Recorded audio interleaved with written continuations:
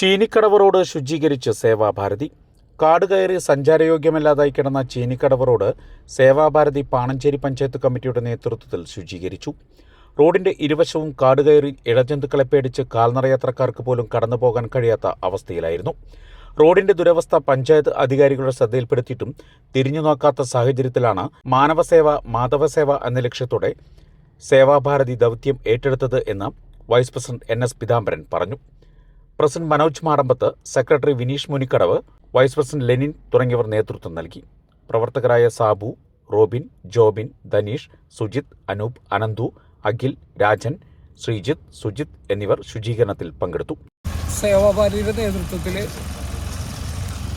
കേന്ദ്രപ്പടി ചീനിക്കടവ് road യാത്രയ്ക്ക് പോലും ബുദ്ധിമുട്ടാവുന്ന സാഹചര്യത്തിൽ വലിയ പാമ്പ് പോലും വന്ന് കിടന്നാൽ കാണാൻ പറ്റാത്ത രീതിയിൽ റോഡിൻ്റെ രണ്ട് സൈഡും കാട് പിടിച്ച് കിടക്കുകയായിരുന്നു. അധികാരികളുടെ പല പ്രാവശ്യം അധികാരികളുടെ ശ്രദ്ധയിൽപ്പെടുത്തിയിട്ടും ഈ റോഡ് ശുചീകരിക്കാൻ ഇതുവരെ പഞ്ചായത്ത് അധികാരികൾ തയ്യാറായിട്ടില്ല.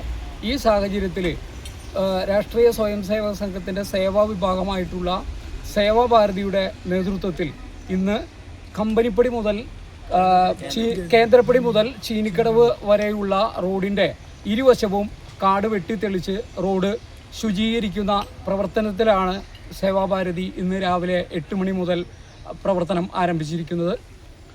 സമാനമായി കണ്ണാറക്കുന്ന് റോഡ് ഇതുപോലെ തന്നെ കാട് പിടിച്ച് കിടക്കുന്ന അവസ്ഥയായിരുന്നു. റോഡ് കുണ്ടും കുഴിയും ആയി.